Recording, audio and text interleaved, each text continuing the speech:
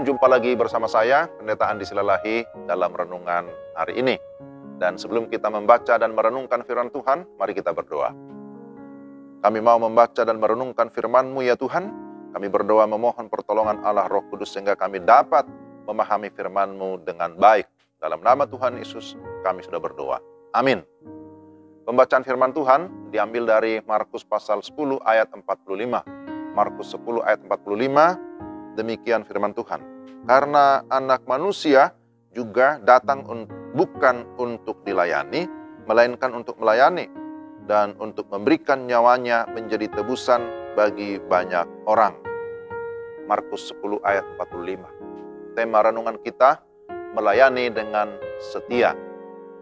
Saudara yang terkasih dalam Tuhan, sejak semula Tuhan menciptakan manusia untuk melayani. Sebagai pelayan atau penata layan, diberi otoritas untuk mengatur atau memanage segala sesuatu. Sesuai dengan Kejadian pasal 1 ayat 28. Tetapi akibat dosa, manusia tidak bisa lagi melayani dengan baik. Manusia tidak lagi menyenangkan Tuhan. Maka kesetiaan manusia terhadap Tuhan pun kandas tanpa harapan.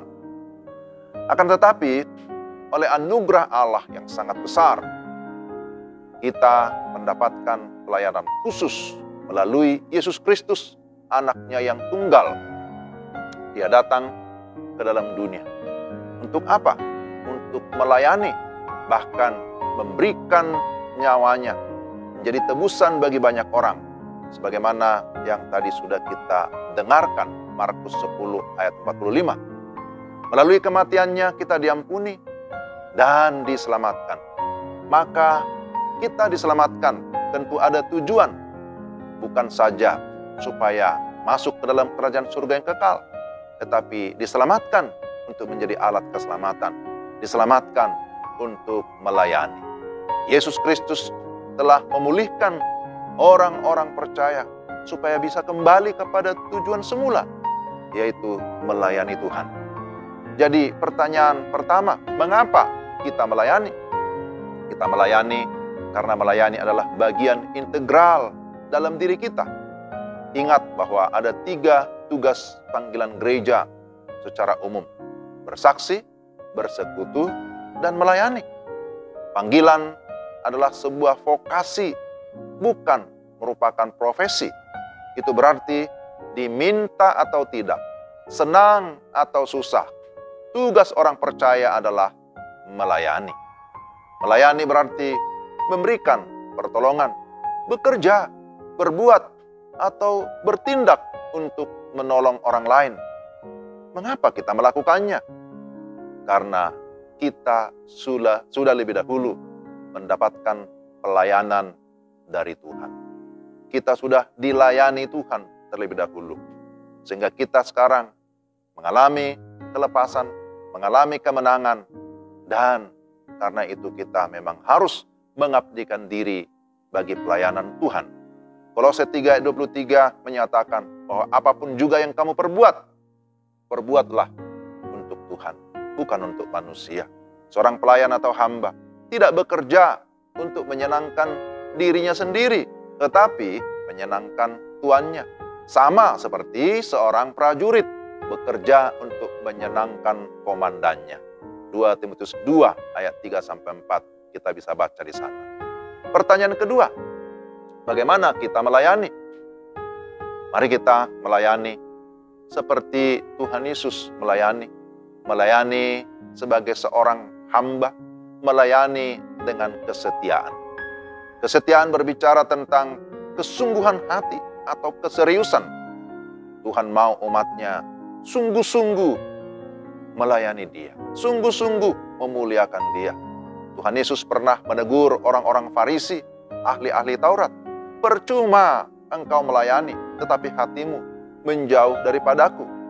Pelayanan itu bukan superficial, bukan hanya tampak di permukaan, bukan lip service, tetapi harus keluar dari hati yang sungguh-sungguh.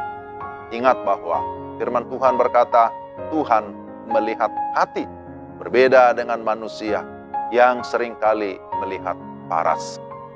Berikutnya bahwa kesetiaan berbicara tentang kontinuitas. Kesetiaan bicara tentang pelaksanaan pelayanan secara terus-menerus. Orang yang setia adalah orang yang menunjukkan keseriusannya. Tidak hanya di awal, tidak hanya semangat-semangat di awal. Orang sebut panas-panas tai ayam, tidak seperti itu. Tetapi terus-menerus sampai selesai, sampai akhir. Itulah yang diteladankan oleh Yesus bagi kita. Maka sebagai anak-anaknya, sebagai hamba-hamba Tuhan, mari kita melayani setia sampai akhir. Yang ketiga, berkat bagi orang yang setia melayani.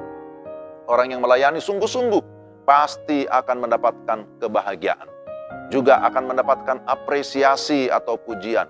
Akan mendapatkan selebrasi. Bahkan dikatakan ada mahkota yang tersedia bagi orang-orang yang setia sampai mati. Wahyu pasal 2 ayat 10 memberikan penegasan, hendaklah engkau setia sampai mati, maka aku akan memberikan kepadamu mahkota kehidupan. Setia sekalipun ada penderitaan. Setia sekalipun ada tantangan.